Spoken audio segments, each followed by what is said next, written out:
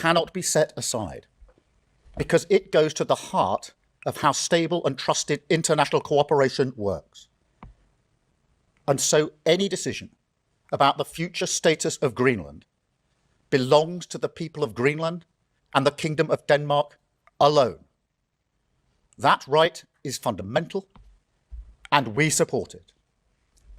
Denmark is a close ally of the United Kingdom and of the United States, a proud NATO member that has stood shoulder to shoulder with us, including at real human cost in recent decades.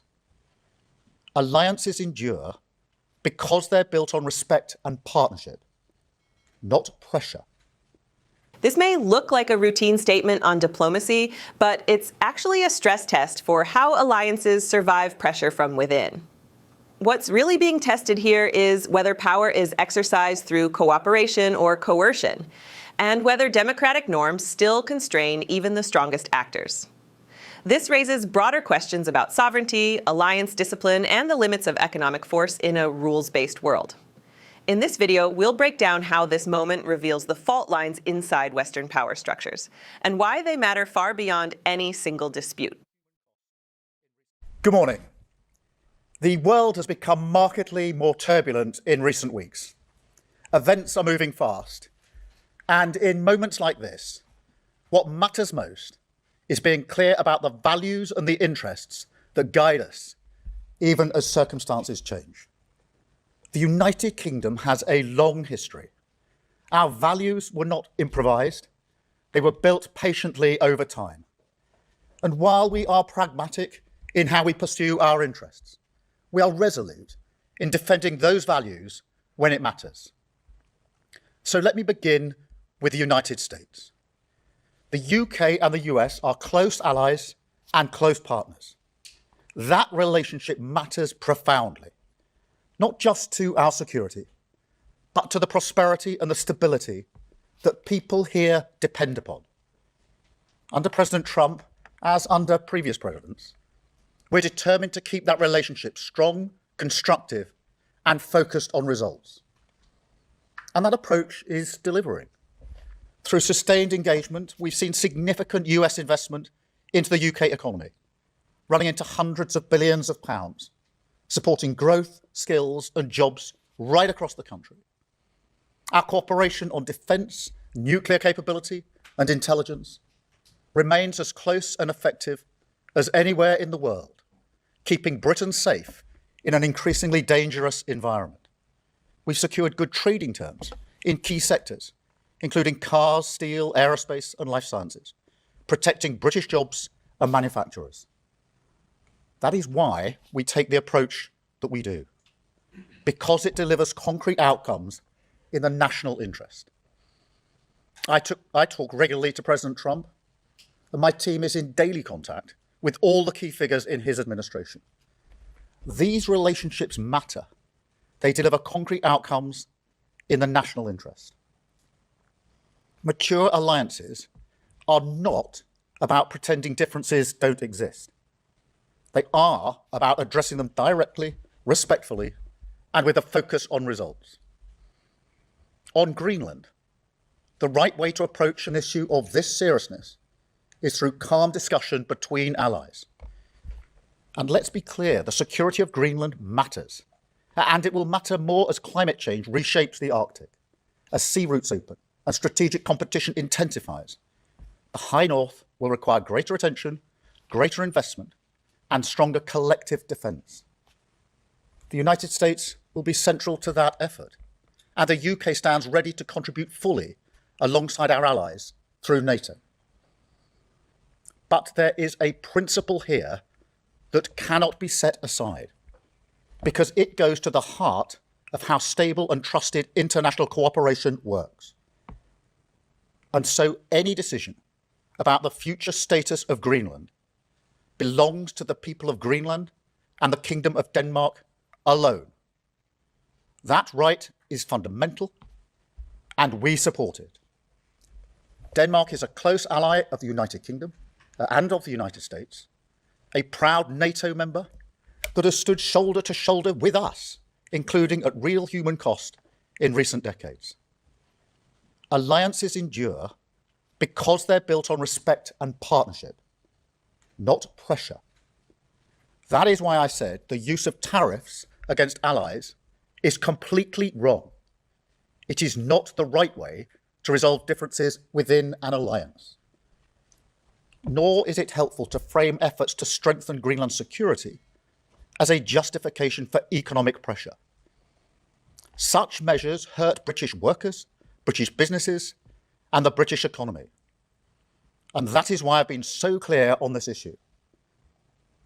A trade war is in no one's interest, and my job is always to act in the UK's national interest. That is why yesterday I spoke to President Trump, to European leaders, and to the Secretary General of NATO to find a solution rooted in partnership, facts, and mutual respect, because that is how strong alliances protect shared interests. The same is true on other issues.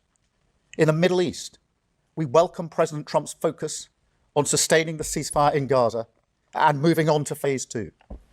We are open to participating constructively in such efforts. On Ukraine, I can be brief. We strongly support efforts to bring the killing to an end and secure a ceasefire as soon as possible. We recognise President Trump's role in pushing that process forward, and we will work closely with the United States, Ukraine, and our other allies to apply pressure where it belongs on Putin. Finally, let me say why all this matters so directly to people here at home. In today's world, geopolitics is not something that happens somewhere else. It shapes the cost of energy, the price of food, the security of jobs, and the stability that families rely on to plan their lives. When war drives up fuel prices, it's households who feel it first. When supply chains fracture, it's small businesses and working people who absorb the shock. And when instability grows, it's rarely those with the most power who pay the price.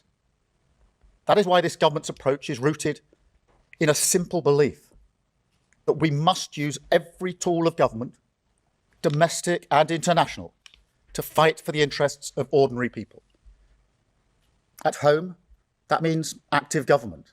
It means taking responsibility for economic stability so that inflation is controlled, interest rates come down, and family budgets are protected.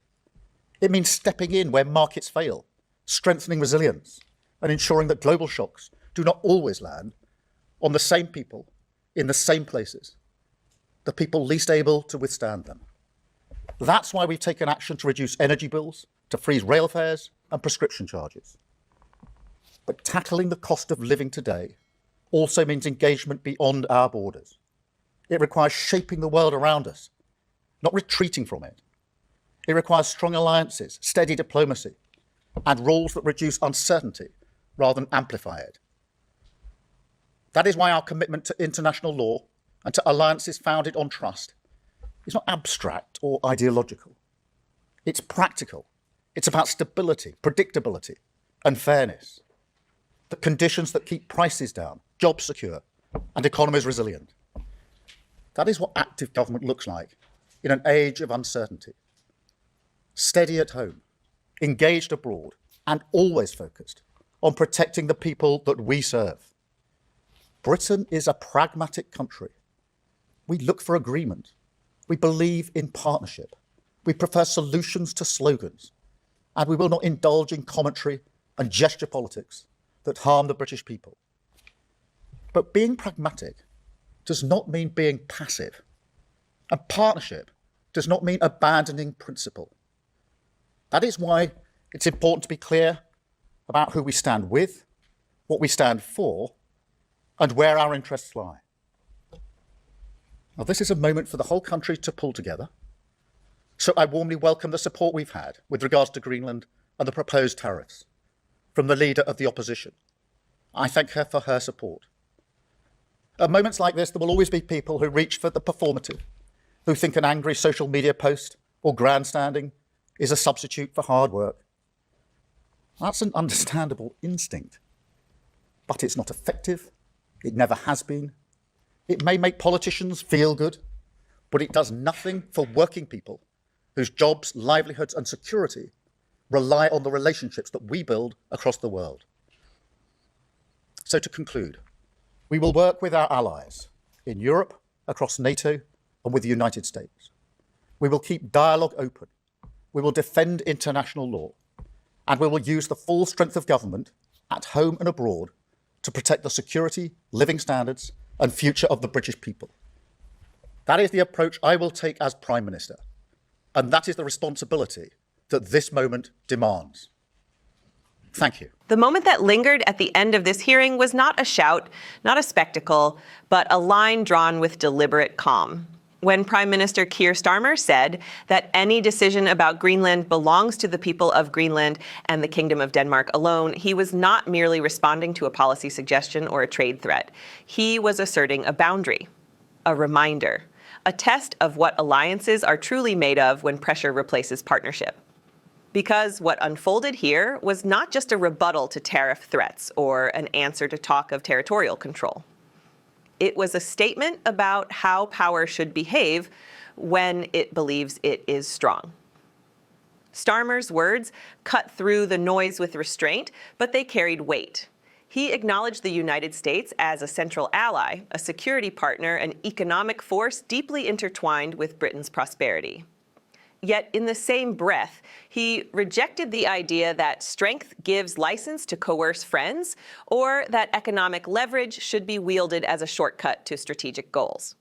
This moment reveals something deeper about government in an era of turbulence. When events move fast, when uncertainty dominates headlines, the temptation is to replace principle with impulse, to confuse decisiveness with dominance. But what Starmer articulated was a different model of leadership. One rooted in continuity, in values built over time rather than improvised under pressure. A belief that alliances survive not because differences are ignored, but because they are addressed directly, without threats and without spectacle. The broader context matters. As climate change reshapes the Arctic, as sea routes open and competition intensifies, Greenland's strategic importance is undeniable. Starmer did not deny this reality. He acknowledged it plainly. He recognized that the High North will demand more attention, more investment, stronger collective defense. And he was clear that the United States will be central to that effort. But central does not mean unilateral. Leadership does not mean ownership. And security does not justify undermining the very norms that make cooperation possible. This is where justice and morality intersect with policy. The idea that tariffs against allies are completely wrong is not just an economic argument, it is a moral one. Economic pressure, when used within an alliance, does not resolve differences. It corrodes trust. It shifts the burden onto workers, businesses, and households who have no voice in diplomatic disputes. Starmer made that connection explicit. When trade wars begin, it is not abstract markets that suffer. It is ordinary people. The cost of living rises, stability frays. And those with the least flexibility absorb the shock first. Who said what matters here? Starmer spoke as a prime minister who emphasized daily engagement with Washington, sustained dialogue, and concrete outcomes achieved through cooperation. He spoke of investment, defense coordination, intelligence sharing, and jobs protected across key industries. These are not theoretical benefits. They are the tangible results of relationships built on respect. And that is precisely why the use of pressure within those relationships becomes so dangerous. It risks turning mutual reliance into mutual resentment. This moment also exposes something about the American system and its global role. Power is most effective when it does not need to announce itself, when it persuades rather than compels, when allies choose alignment because it is stable, predictable, and fair. Starmer's response was not anti-American. It was, in many ways, a defense of the very principles that made American leadership durable for decades. The idea that rules matter, that sovereignty matters, that trust is a strategic asset, not a weakness. The hearing widened its lens further, touching on conflicts in the Middle East and Eastern Europe, on ceasefires, diplomacy, and pressure where it belongs. But the unifying thread remained the same. Geopolitics is no longer distant. It shapes energy prices, food costs, job security, and the ability of families to plan their futures. When instability grows, it is rarely those with the most power who pay the price. That reality places a responsibility on governments to act deliberately, not theatrically. Starmer rejected what he called gesture politics, the instinct to substitute performance for substance. The belief that an angry post or a dramatic declaration can replace the slow, unglamorous work of diplomacy. That instinct may satisfy a moment, but it does nothing for people whose livelihoods depend on stable relationships across borders. This was not a call for passivity. It was a warning against confusing noise with progress. In the end, this hearing was about more than tariffs or territory. It was about the character of alliances in a world under strain. Whether partnership still means something, whether principles still constrain power, and whether governments remember who ultimately bears the cost when they get it wrong. Strong alliances are not built on pressure. They are built on respect. Stable systems are not maintained through threats. They endure through trust, and leadership at its best does not seek applause. It seeks outcomes that protect people who will never stand at a podium or negotiate a treaty. This moment demands clarity about who we stand with, about what we stand for, and about the kind of world we are shaping through our choices. If you believe these moments deserve scrutiny, context, and honesty, support our work. Subscribe to Liberty Report USA